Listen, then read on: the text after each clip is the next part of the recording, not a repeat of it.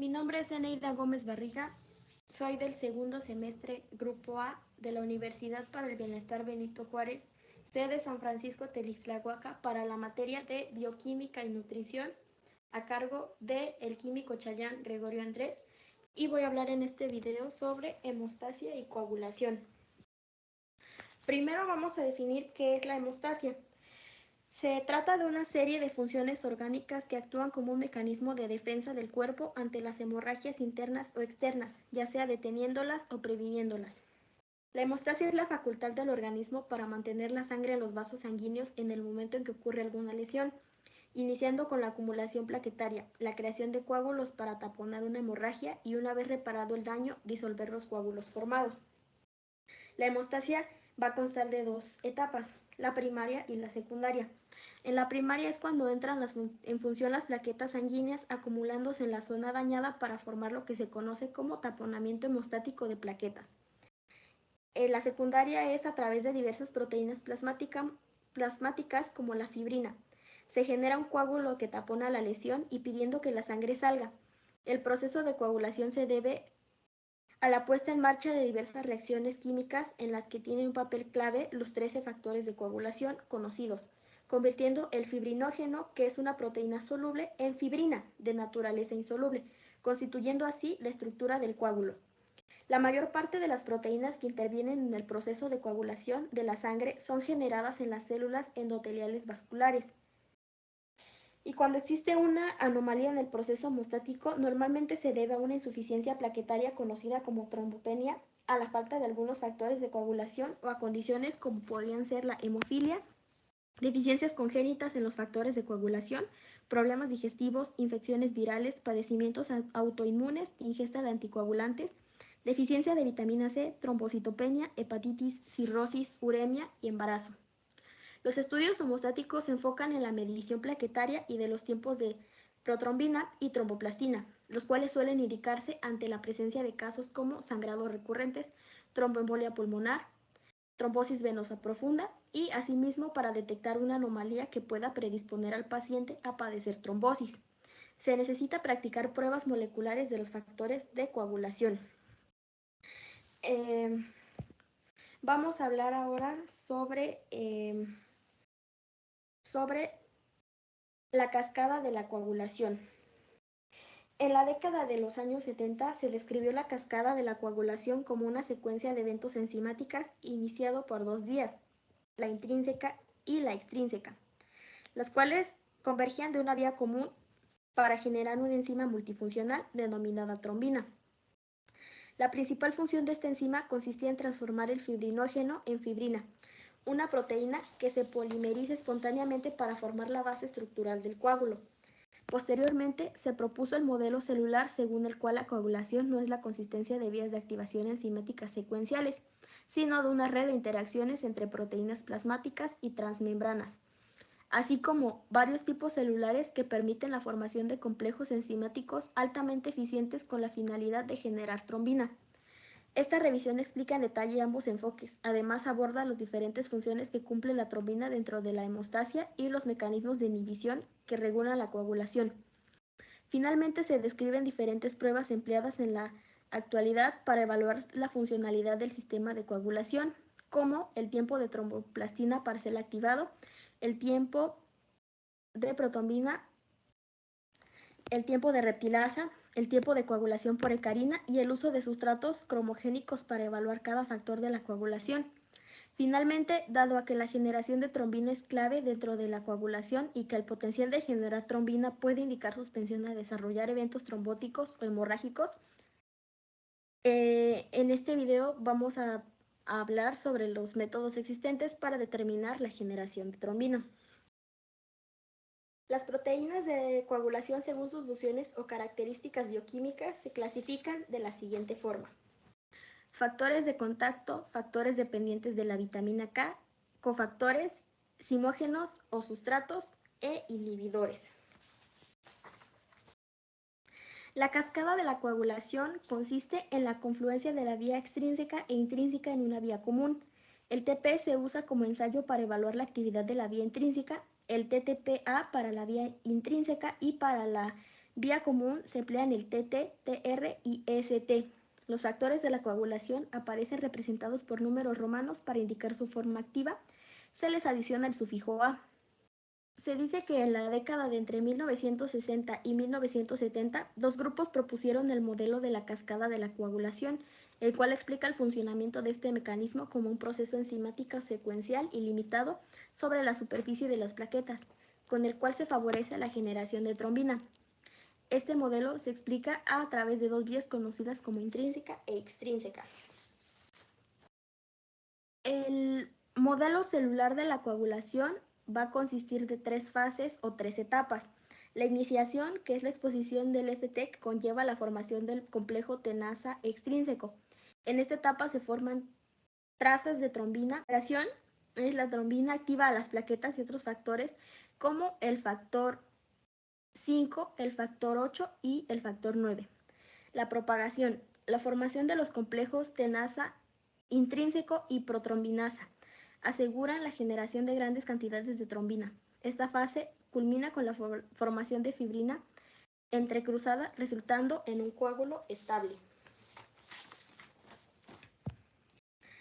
La formación de la fibrina. El fibrinógeno está compuesto por tres dominios globulares, uno central denominado dominio E, que es el que se encuentra en rojo, y dos dominios D, que son los que están en negro. Estos son los que están a cada lado. Luego de la liberación de los fibrinopéptidos A y B por la trombina, los monómeros de fibrina polimerizan formando un polímero de fibrina soluble, el cual será estabilizado gracias a la acción del factor 8A, formando un polímero insoluble o coágulo estable. Las funciones de la trombina. La trombina tiene numerosas funciones dentro de la hemostasia, las cuales pueden ser clasificadas como precoagulantes, anticoagulantes, profibrinolíticas y anfibrinolíticas. La inhibición de la coagulación. Los tres principales mecanismos que regulan la coagulación son el complejo trombina, que transforma la PC en PCA, la cual junto con la PS inactiva a los factores 5A y 8A. La AT3, que inhibe a la trombina, el factor 9A y el factor 10A en presencia de heparina. C, el TFPI, que se une al complejo TFP, factor 8A y factor 7A y factor 10A. La PS también puede unirse al TFPI para inhibir la actividad del factor 10A. TM, trombomodulina, EPRC, receptor endotelial de la PS, proteína C, PS, proteína S, inhibidor de la vía del factor tisular.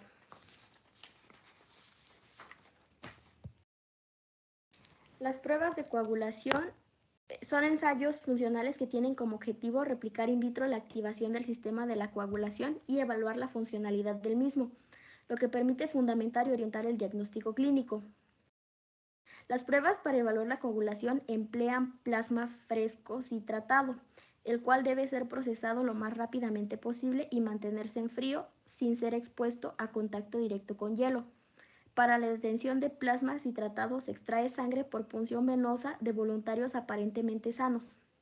La sangre se mezcla suavemente en tubos de plástico con citrato de sodio al 3.8% en una porción e inmediatamente se centrifuga a 4 grados centígrados a 1400 gramos durante 15 o 20 minutos para obtener plasma pobre en plaquetas.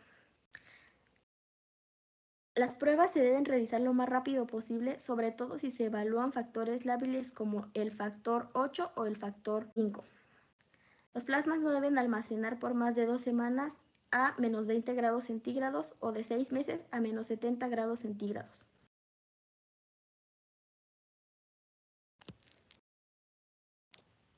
Ahora vamos a hablar de eicosanoides. Los eicosanoides son moléculas de señalización celular producidas a partir del ácido araquidónico. Con la acción de la fosfolipasa A2, el ácido araquidónico se libera de la membrana plasmática. Las diferentes familias de eicosanoides, que son las prostaglandinas, los tromboxanos, la prostaciclina, las lipoxinas y los leucotrienos, surgen de una serie de prostaciclina. surgen de una serie de reacciones catalizadas por diferentes enzimas. Los leucotrienos y las lipoxinas son productos de la vía de la lipoxigenasa. Los demás eicosanoides se producen a partir de la vía de la ciclooxigenasa, en la que intervienen dos enzimas, ciclooxigenasa 1 y ciclooxigenasa 2. Los eicosanoides están implicados en diversos procesos fisiológicos y patológicos. Los tromboxanos provocan la agregación plaquetaria y son potentes vasoconstrictores. Los leucotrienos median las respuestas alérgicas, mientras que las lipoxinas tienen actividades antiinflamatorias. Las principales acciones de las prostaglandinas incluyen la vasodilatación, contracción del músculo liso e inflamación. La prostaciclina, miembro de la familia de las prostaglandinas, tiene un potente efecto vasodilatador. Tanto las acciones biológicas como las inhibiciones de los eicosanoides son mecanismos utilizados en los medicamentos para diversas condiciones médicas y efectos clínicos deseados. Los eicosanoides son moléculas de señalización celular que se producen a partir del ácido araquidónico, que es un abundante ácido graso poliinsaturado de 20 carbonos que se libera de la membrana plasmática mediante la actividad de la fosfolipasa A2. Las principales familias de los eicosanoides son los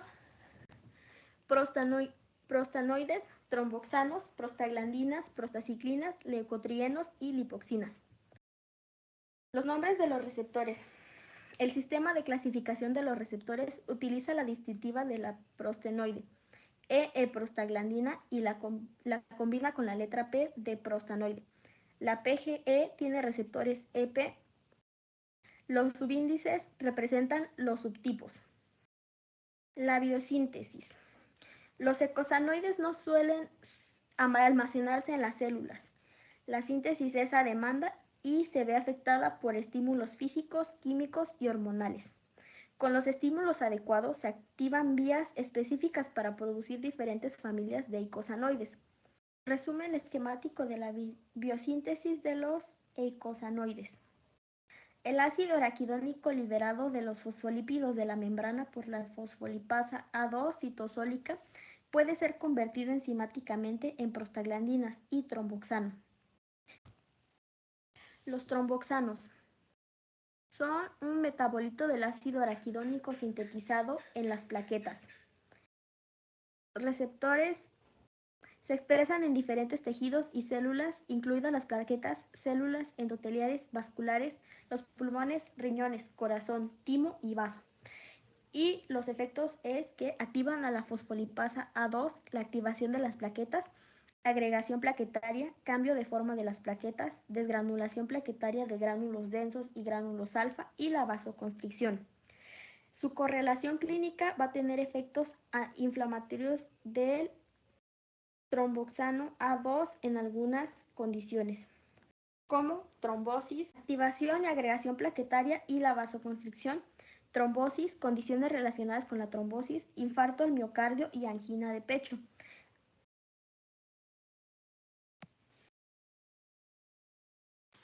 Prostaglandinas son producidas a partir del ácido araquidónico a través de la ciclooxigenasa. Las cantidades basales de las prostaglandinas se producen a través de la acción de la ciclooxigenasa 1. Los mediadores, que son las citoquinas, inducen la isoforma de ciclooxigenasa 2 y aumenta la producción de prostaglandinas. A partir de la prostaglandinas H2, diferentes enzimas producen diferentes prostaglandinas.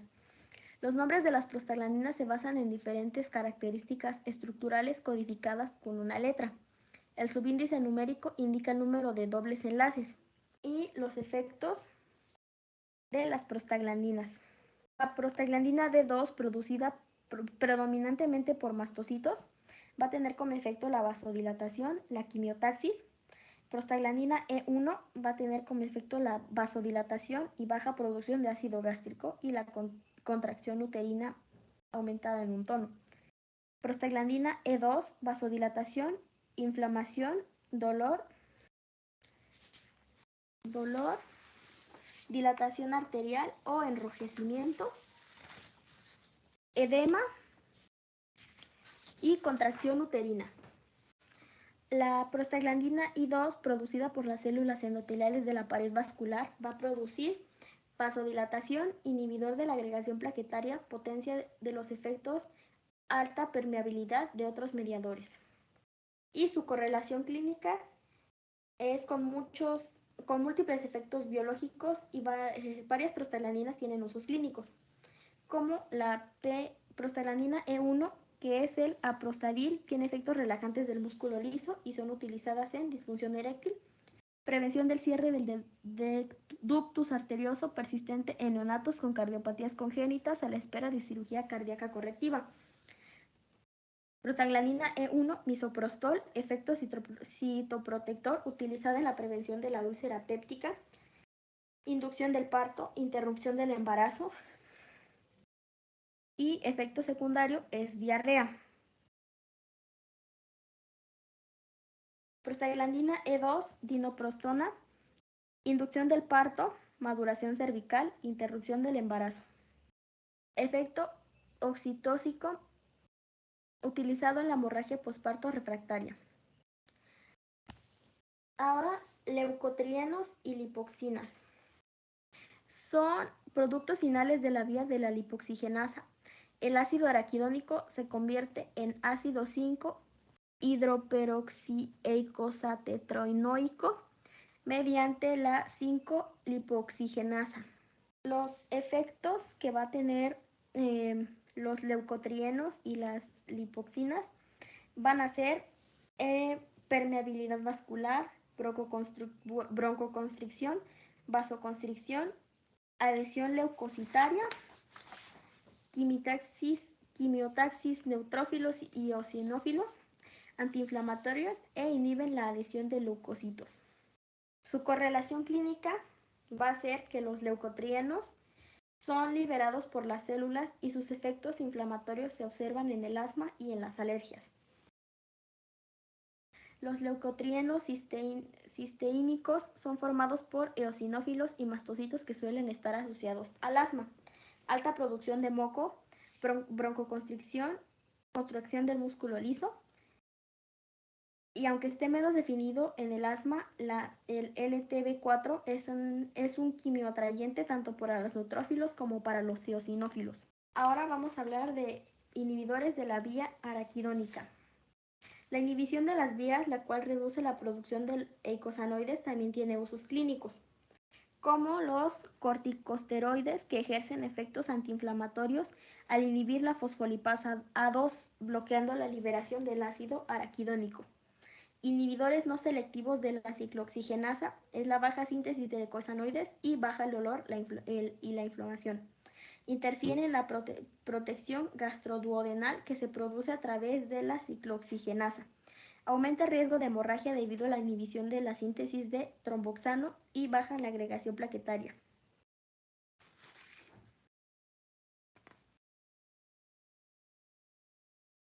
Y eso sería todo. Muchas gracias y nos vemos.